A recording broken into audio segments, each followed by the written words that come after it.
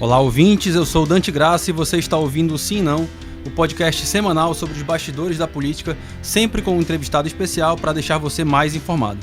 Nesse episódio eu estou acompanhado da editora do Sim Não e diretora de conteúdo do jornal A Crítica, Aruana Brianesi. Olá a todos. E o nosso entrevistado desse episódio é o prefeito de Manaus, Davi Almeida, prefeito que está no seu primeiro mandato, do Avante, ganhou as eleições no último ano e está aí praticamente 9 meses de mandato. Prefeito, olá. Olá, tudo bem? Obrigado pela oportunidade. Minha saudação ao Dante, minha saudação à Aruana e a todos vocês que vão nos acompanhar nessa entrevista. Prefeito, a gente está gravando aqui no dia 14 de setembro, né? Amanhã, dia 15, começa aquela dose de reforço, né, dos idosos a partir de 70 anos e das pessoas que estão em instituições.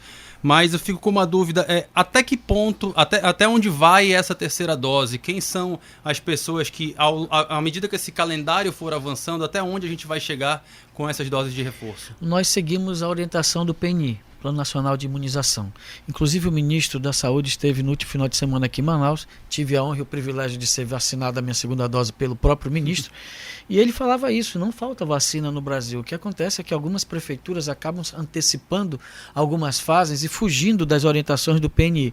E a orientação que nós temos nesse momento é a aplicação da terceira dose, no caso a dose de reforço, para os idosos de 70 anos. Primeiro, os institucionalizados, que nós começamos agora dia 15, amanhã, e na sexta-feira nós vamos ampliar para todos os idosos sem estarem institucionalizados. Nós vamos seguir exatamente o que preconiza o PNI e certamente nós vamos avançar. Acredito que nós cheguemos aí nessa aplicação da terceira dose e na dose de reforço até os 50 anos. Essa é uma faixa etária que teve muita adesão, né, prefeito? Vocês esperam que se repita agora na terceira dose essa procura, essa grande procura? Tem uma estrutura especial para receber esse público? Como é que vai ser? Olha, nós temos estrutura suficiente para atender toda a população de Manaus. Nós tivemos muitos mutirões de saúde e Manaus mostrou-se muito eficiente com relação à aplicação da vacina. Inclusive, nós somos exemplo para o Brasil. Muitas das nossas diretrizes, muito do que a gente fez aqui no início, o drive-thru, nós iniciamos aqui o drive-thru, nós tivemos muito sucesso na aplicação. O nosso aplicativo também, no início, que ainda não tinha o aplicativo do Ministério da Saúde, a plataforma ainda não estava funcionando, nós aplicamos aqui, fizemos aqui a implementação do nosso aplicativo, isso deu muito certo, inclusive foi objeto de referência pela OPAS, a OPAS recomendou, nós fomos aqui de Manaus, a nossa secretaria foi até Brasília explanar, falar para toda a OPAS e também para o Ministério sobre o que nós estávamos fazendo aqui. Então Manaus tem essa expertise, né, na questão da vacinação, e eu acredito que essa terceira dose também vai ter muita adesão, até porque foi a faixa etária mais impactada, onde tivemos os maiores números de óbitos, então se faz necessário a aplicação dessa terceira dose, a dose de reforço, e acredito que nós vamos ter exatamente uma grande adesão dessa população. A gente está falando dessa parcela da população que teve uma grande adesão, mas a gente sabe que ainda tem uma quantidade significativa da população que não se sabe por quais motivos, né? Falta de informação, infelizmente não foi, mas ainda optou por não tomar a vacina. A gente ainda tem uma quantidade de pessoas aí significativa na população de Manaus que não tomou a primeira dose. O que a prefeitura está fazendo para tentar encontrar essas pessoas e reduzir essa quantidade de não imunizados aqui na cidade? Veja bem, alguns decretos foram editados, por exemplo, a cobrança, né, da carteira da vacina nos pontos comerciais, né, no comércio, as indústrias estão cobrando isso também, a própria prefeitura está cobrando dos seus servidores. Para que você tenha uma ideia, eu tinha um número de quase 900 servidores na Secretaria de Saúde que não estava vacinado. Então, nós temos que fazer com que essas pessoas se vacinem. Às vezes falta um empurrãozinho, exatamente. Então, esse empurrãozinho, essa cobrança, né, que a gente está fazendo. Sim, estamos tendo adesão. Infelizmente, nós encontramos com essas questões, essas situações, e o poder público se faz necessário que tome medidas como essa para que as pessoas possam se conscientizar de que sem a vacina nós não vamos sair da situação adversa que nos encontramos. Nós estávamos tendo a pandemia dentro da pandemia. A pandemia com as pessoas que não se vacinaram. E esse era o problema que nós estamos enfrentando e nós estamos diminuindo o número de pessoas que estão sem vacina. A Prefeitura criou recentemente uma comissão especial para tratar de grandes eventos nesse momento em que os índices, né, da pandemia vão melhorando. Um deles, muito tradicional, acontece já no próximo mês, que é o aniversário de Manaus, né? Já é possível dizer se teremos festa e qual será o modelo dessa comemoração? Por exemplo, um dos quesitos que nós implementamos com relação à volta dos grandes eventos é que nós possamos alcançar um índice de aproximadamente 70% do esquema vacinal, né, completo com a segunda dose. Então, nós ainda estamos na casa dos 40%, mas nós vamos avançar, Ana, Dante, nós vamos avançar nas próximas 3 semanas com muitos mutirões, da mesma forma que nós avançamos anteriormente com a aplicação da primeira dose. Eu acredito que em 3 semanas nós estejamos passando aí de 50% a 55%. Nós vamos chegar aos 70%, acredito que lá para o final de outubro, início de novembro. E aí com essa comissão, com a Secretaria de Saúde, com a Secretaria de Cultura, com a Casa Civil, com a Procuradoria do Estado, nós vamos fazer a abertura da forma que deve ser feita, sem assodamento, sem nos anteciparmos e sem colocarmos em risco a saúde das pessoas. Nós tivemos a pandemia, o pior momento sanitário da história mundial, ele se abateu em todo o mundo, mas em Manaus ele foi muito mais forte do que em qualquer lugar do Brasil. Então, precisamos ter responsabilidade para que nós possamos retornar com segurança para resguardar a saúde da população. Certo. Prefeito, mudando um pouquinho aqui de assunto, a gente tem acompanhado uma discussão que está acontecendo na Câmara Municipal recentemente sobre o prédio anexo que eles estão construindo, e ontem houve uma sugestão de um vereador, do vereador Rodrigo Guedes, de repassar essa verba à prefeitura, quase 32 milhões. O senhor, na condição de prefeito, seria interessante receber essa verba? O senhor seria a favor dessa alternativa? E no que daria para utilizar um recurso dessa monta? Olha, a Câmara é um poder, né, é um poder autônomo. Existe a separação dos poderes, a decisão da Câmara é da Câmara, eu não me meto nas decisões da Câmara. Então, se a presidência, se a Câmara decidiu que vai construir um prédio, se há necessidade, eu até apoio em função do que eu conheço, a estrutura da Câmara Municipal. Existem ali espaços muito tímidos que não dá para exercer da forma legal, devida à atividade parlamentar. Então, se a Câmara assim decidiu, eu acredito que se faz necessário essa questão. Eu não quero interferir, até porque são poderes independentes, porém são harmônicos. Então, que essa harmonia seja preservada para que nós possamos continuar esse bom relacionamento entre Câmara e também a Prefeitura de Manaus. Prefeito, na campanha do ano passado, 2 temas saíram ali depois da campanha com uma expectativa de que ganhariam secretarias próprias, que é esporte e pessoas com deficiência. Ainda há planos de criar essas pastas, ou o senhor acha que é possível trabalhar políticas públicas para essas áreas sem necessariamente criar uma secretaria? Inclusive ontem eu entreguei uma Vila Olímpica lá no Coroado. Determinamos o início, né, para o próximo ano da recuperação da mini Vila Olímpica do Santo Antônio, a mini Vila Olímpica do Armando Mendes e a Vila Olímpica lá do Santa Etelvina, a recuperação. Nós vamos trabalhar muito no esporte, Aruana, até porque eu sou fruto de políticas de esporte, eu sou da comunidade, eu sou do bairro. Mas sem secretaria? Veja bem, como não temos mais Ministério dos Esportes, se faz necessária a criação de estruturas dentro das secretarias. O esporte, eu vou dar uma informação exclusiva aqui. Nas próximas semanas eu estou enviando a mudança, a saída da Secretaria de Esporte de dentro da estrutura da Secretaria de Assistência Social, ele volta para a Secretaria de Educação, onde nós temos muito mais estrutura para que nós possamos fomentar o esporte. Eu acredito que ele vai ganhar uma estrutura maior, vai ganhar uma musculatura maior, até porque nós vamos colocar lá dentro do esporte o PEL, que é o Programa de Esporte e Lazer na Comunidade, e a Secretaria de Deficiência, ela vai ganhar o espaço de uma subsecretaria dentro da assistência social, que hoje é ocupada pelo esporte. E no caso do esporte continua o ex-deputado Platini responsável? Nesse momento ele é o secretário. Nós estamos trabalhando a questão de ampliações das áreas de esporte, vamos recuperar 100 áreas de esporte. Por quê? Porque eu vou trabalhar com o PELC, aproximadamente 40 núcleos, e nós vamos, se você observar, nós estamos recuperando muitos espaços públicos em Manaus. Eu preciso trabalhar a saúde das pessoas através da transversalidade do esporte. Eu preciso tirar as pessoas de dentro de casa do sedentarismo, e se eu tirar essas pessoas de dentro de casa do sedentarismo, eu vou estar combatendo as 3 maiores comorbidades hoje que acabam entupindo, digamos assim, essa palavra, né? Os nossos hospitais de média e alta complexidade, que são o sedentarismo, a diabetes, a hipertensão. Então, se eu combater essas três comorbidades, eu tiro 40% da incidência das pessoas que procuram média e alta complexidade. Eu vou trabalhar a saúde através do esporte. Tem um ditado que diz, é melhor prevenir do que remediar. E é isso que a Prefeitura de Manaus vai fazer. Mesmo não tendo ainda a secretaria, mas pelo que se sinaliza, existe uma possibilidade nacional da recriação desse ministério. Aí, se tiver a recriação, nós recriamos também aqui a Secretaria de Esporte. Mas ela vai ganhar um status bem maior, uma estrutura bem maior. Vamos fazer umas contratações de professores de zumba, professores de jiu-jitsu, professores de educação física, para que nós possamos implementar políticas públicas em todas as áreas, no vôlei, no basquete, no futsal,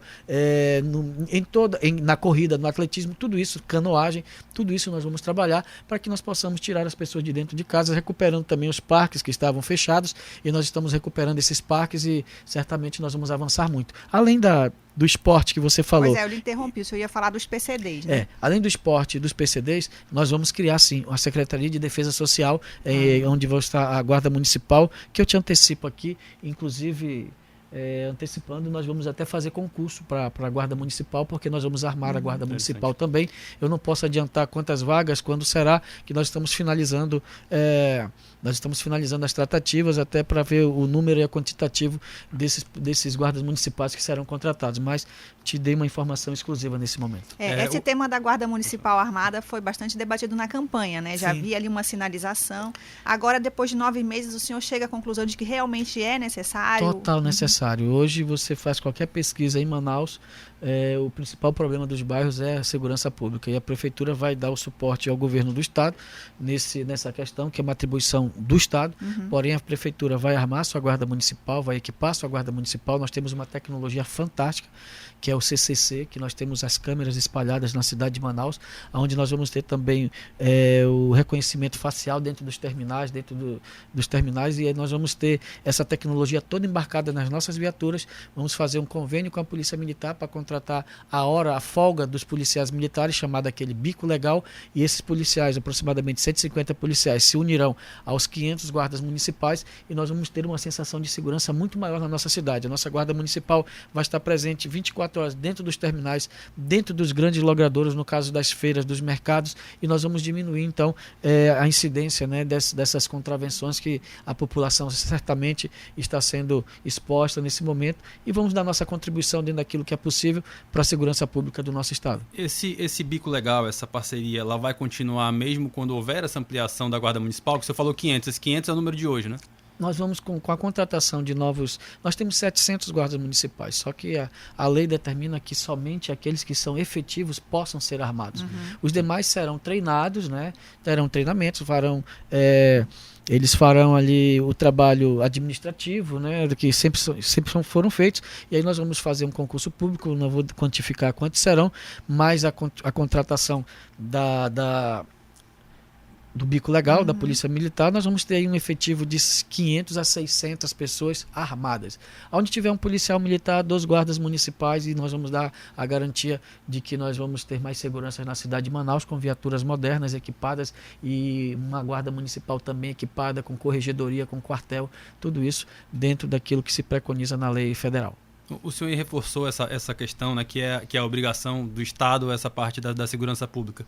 O senhor, como prefeito, é muito cobrado por esse aspecto, mesmo sendo obrigação legal do Estado, assim, quando o senhor vai nas comunidades? O eleitor é muito cobrado? não entende isso. É difícil de dissociar essa questão. Até que você explica. O eleitor quer ver efetivamente o resultado. Não quer saber quem faz, exatamente. Então, como nós temos a Guarda Municipal e quase todas as capitais do Brasil já estão armadas as guardas municipais, Manaus é uma das últimas a se armar. Então, na minha gestão, nós acreditamos que até dezembro já esteja com a Guarda Municipal armada. Inclusive, já estamos assinando o convênio para o início das aulas de treinamento, treinamento de tiro, curso de formação, tudo isso que nós vamos fazer para os nossos atuais guardas civis municipais e, posteriormente, para aqueles que serão contratados através do concurso público. Esse trabalho sendo tocado pelo Sérgio Fontes, né? Doutor Sérgio Fontes, Tenente William Dias, que é o chefe da Casa Militar, o Tenente Coronel Wilson, Coronel Brandão, toda uma equipe, Coronel F. Júnior, toda uma equipe que estão trabalhando esse processo mas o comandante desse efetivo será o doutor delegado Sérgio Fontes.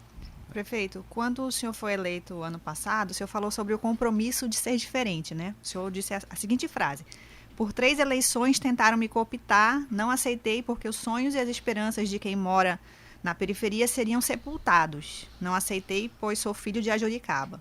Agora, depois desses meses no poder, o senhor ainda sente o peso desse sistema? Eu fui eleito contra esse sistema, né?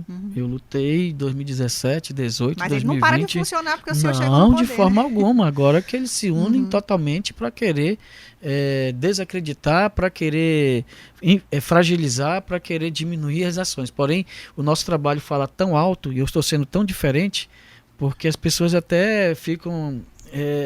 muitas delas ficam até assustadas com a quantidade e o volume de trabalho. É que não é a quantidade de trabalho que nós estamos fazendo, é o pouco trabalho que era feito anteriormente. Na comparação, acaba aparecendo muito, né? Exatamente. Eu quando menos trabalho, Aruana, eu trabalho 12 horas por dia. Para mim é normal. Eu fiz isso a minha vida toda. Eu sou da periferia, eu sou operário. Eu vim da periferia. Eu não cheguei na política com padrinhos políticos, eu não tive partidos políticos, eu não tenho parentes políticos, eu não tenho grupo, eu não tenho caciques, meu partido é um dos menores que tem do Brasil, e eu vim exatamente contra tudo isso que se colocava no estado do Amazonas, na cidade de Manaus. Nós vencemos estruturas grandiosas, oligarquias que dominava o nosso estado há 40 anos. E eu continuo com esse mesmo pensamento. O senhor acha que com trabalho é suficiente? Ou o senhor acha que precisa ter um antídoto político, de uma articulação, de também se fortalecer? Eu preciso me fortalecer politicamente. Politicamente, com relação àquilo que nós temos, que é a relação com a Câmara Municipal, a minha relação é muito boa, muito fraterna com a Câmara Municipal, uma relação respeitosa, né, em que nós somos independentes, poderes independentes, porém harmônicos, assim como preconiza a separação dos poderes de Montesquieu, a própria Constituição determina isso, e eu acredito que dessa forma nós vamos avançando muito na cidade de Manaus. Eu não quero ser vereador, o vereador não quer ser prefeito. Então eu faço a minha parte, o vereador faz a parte dele. O problema é que aqui, quando você ganha uma eleição, o grupo que perde fica torcendo para dar tudo errado. Eu torço para dar tudo certo. Eu torço, por exemplo, para o Wilson Lima dar certo. Se o Wilson Lima der certo, o Estado vai dar certo. As pessoas vão ser beneficiadas. Eu torço para o Bolsonaro dar certo. O Bolsonaro dando certo, a população do Brasil vai ser beneficiada. E eu quero dar certo para que a população de Manaus seja beneficiada. Se nós agirmos assim, nós vamos fazer da cidade de Manaus, o estado do Amazonas e o Brasil lugares melhores para se viver. E eu continuo com esse mesmo pensamento. Eu quero poder ser aquele que vai... tenho até falado com relação à questão da sucessão estadual, que eu não posso ajudar nem apoiar ninguém que trabalhe pelo estado do Amazonas menos do que eu estou trabalhando pela cidade de Manaus. Eu vou encontrar um candidato que se encaixe dentro desse perfil, que não dá mais para ter candidato que fique em casa dormindo, que fique em casa delegando, que mande alguém resolver o problema por ele, ou fazer aquilo que se deve, aquilo que a população delegou para ele fazer. Eu sou daqueles que acordo cedo para saber qual o problema que está acontecendo.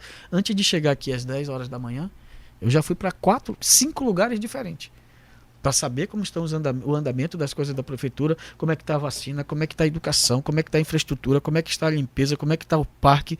Tudo isso eu tenho trabalhado e saio daqui com uma agenda extensa, chego em casa à noite e já vou me preparar para o dia seguinte. Então, eu não posso permitir que o estado do Amazonas caia na mão de quem vai ficar em casa deitado e dormindo.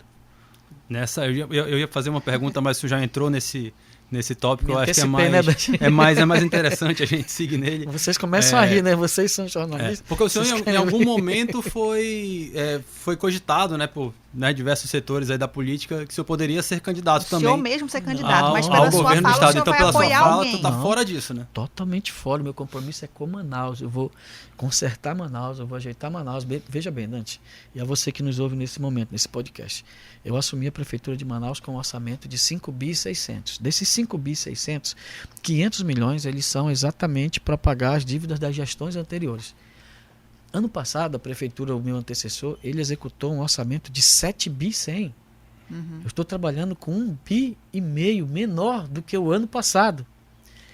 E ainda assim estamos fazendo muito pela cidade de Manaus. Nós ainda não implementamos o nosso ritmo de administração. Eu estou finalizando as contratações da prefeitura, os nossos viadutos, as nossas recuperação de ruas, de becos, de pontes. Eu vou recuperar todos os becos de Manaus, todas as pontes de Manaus, recapear 10 mil ruas na cidade de Manaus. Vamos fazer 6 viadutos, nós vamos recuperar 100 campos de futebol, 88 escolas recuperadas, nós vamos fazer 20 UBS Porte 4, mas isso ainda não aconteceu, porque a burocracia nos impede. Então, quando o nosso ritmo de trabalho estiver sendo colocado, que a população estiver vendo, ela está vendo sim, muito trabalho, mas não com a nossa marca. Eu ainda estou trabalhando aquilo que é possível dentro de uma estrutura que me foi deixada.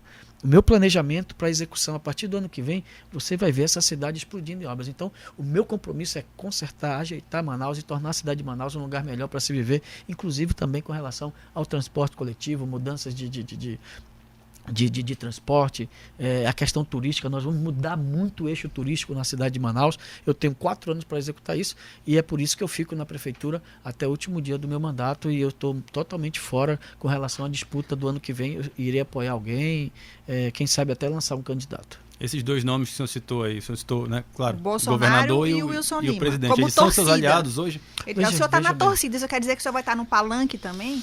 Veja bem, eu quero ajudar quem ajudar Manaus. Eu estou trabalhando muito por Manaus, mas ninguém vai ganhar o meu apoio porque bateu no meu ombro, porque é meu amigo, não. Eu quero compromisso com Manaus. Qual o seu compromisso com Manaus? Eu preciso disso para ajudar Manaus. O que você pode ajudar? É assim que vai servir. Se eu não tiver esse tipo de apoio, eu não descarto nem a possibilidade de lançar um candidato da própria prefeitura para o governo do estado. Uhum. E quem já tem um Não, nome, calma, não. Aí não, calma aí, vamos lá. Vamos é perguntar. Segue a entrevista. Porque o senhor próprio acabou de dizer que ano que vem a cidade vai explodir em obras, porque por conta de conseguir fazer desde a parte do planejamento, do orçamento, você consegue, né?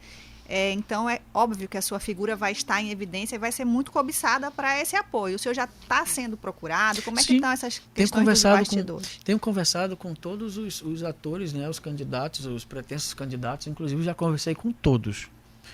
Tenho conversas e interlocuções com todos, não tenho decisão com ninguém, não fechei apoio para ninguém, não sinalizei ninguém. Eu tenho relações muito boas com todos os candidatos, que serão os pré-candidatos.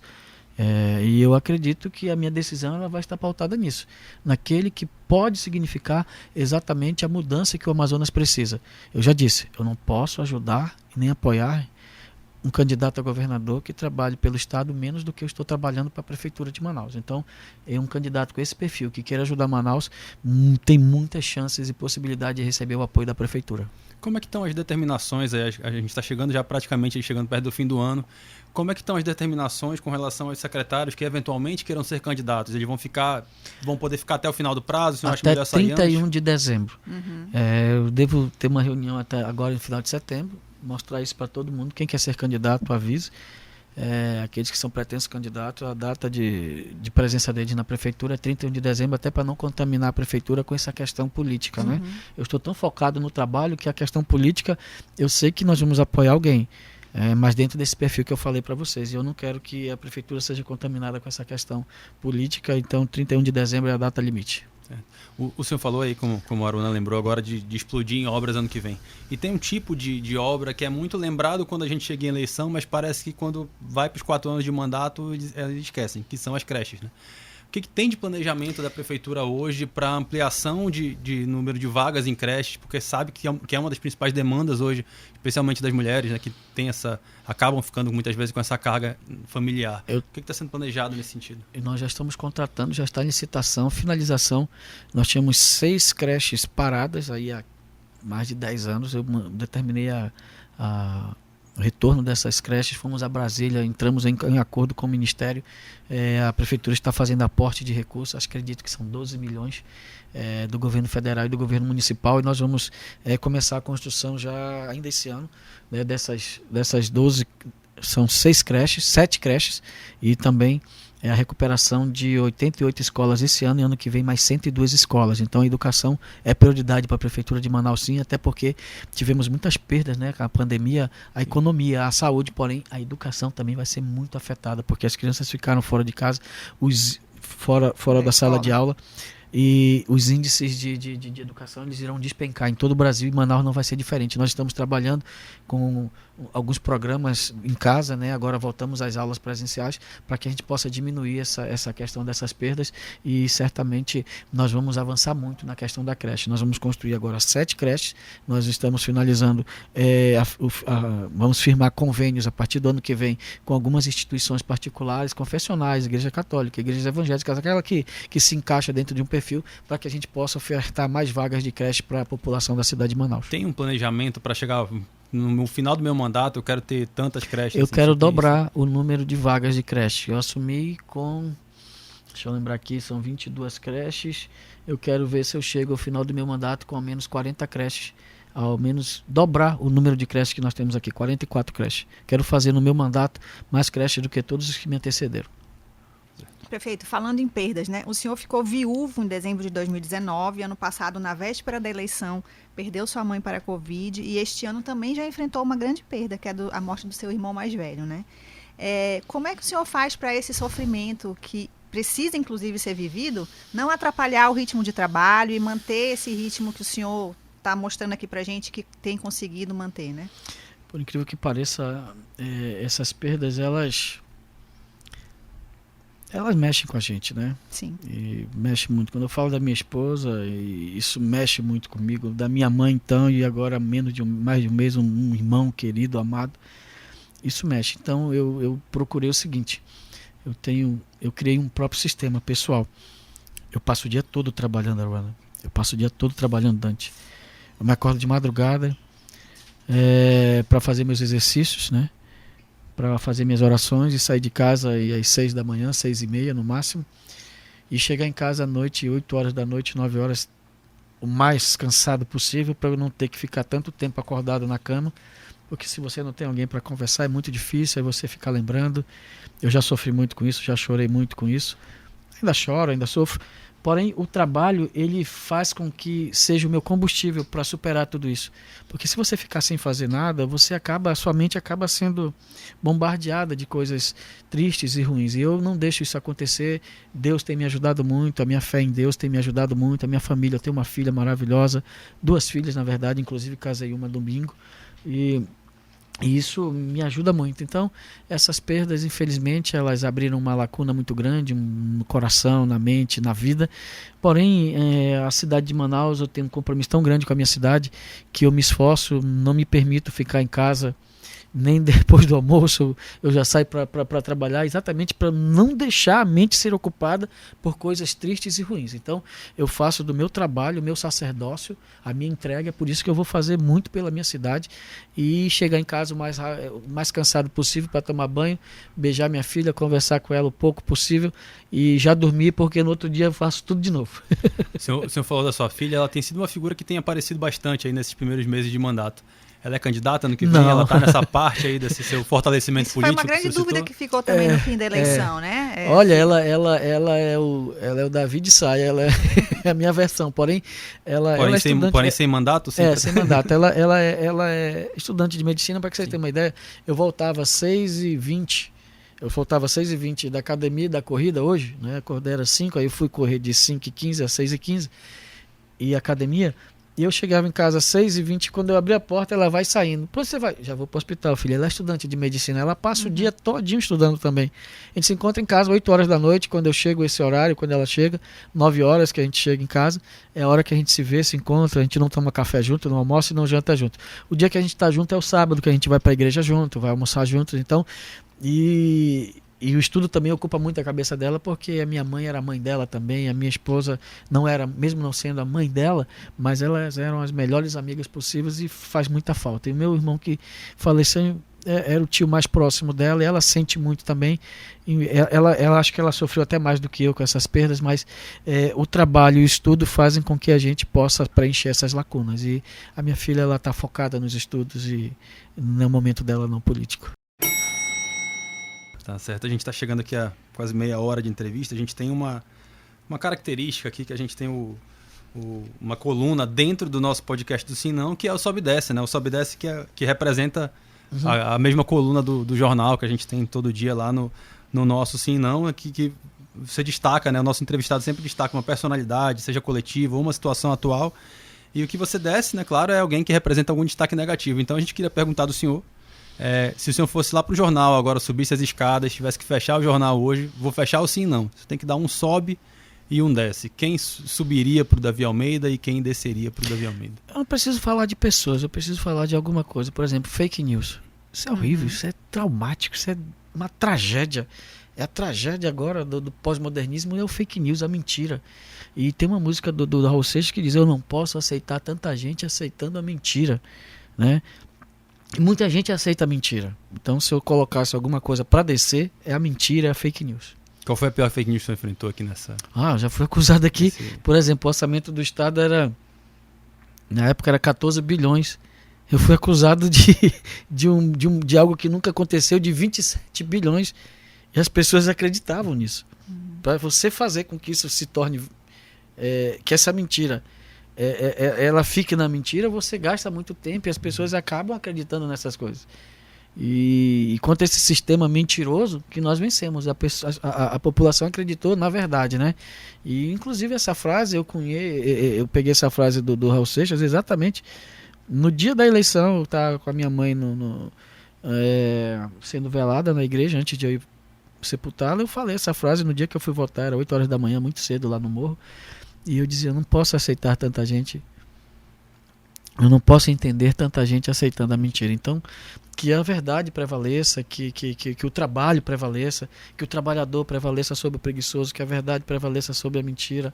É isso que eu quero pregar. Então, como eu sou um cara trabalhador, pode me acusar de qualquer coisa, mas menos que eu não sou trabalhador. Eu sempre conquistei tudo pelo trabalho, pela minha garra, minha determinação e, acima de tudo, pela vontade, pelo servir a Deus. E quem é que sobe hoje na sua coluna? O trabalho. Minha prefeitura é uma prefeitura que trabalha, então eu não vou destacar aqui nenhuma pessoa, mas nós somos a prefeitura do trabalho. Pode olhar a prefeitura, você já vê os lugares limpos, você já vê a cidade iluminada, mesmo com as amarras de um orçamento anterior. Então vocês possam fazer previsões, possam fazer conjecturas, possam fazer aventar o que vai acontecer na cidade de Manaus com relação ao turismo, à infraestrutura. Nós vamos fazer muito ainda pela cidade de Manaus. Então, eu quero enaltecer aqui o trabalho. Tá certo.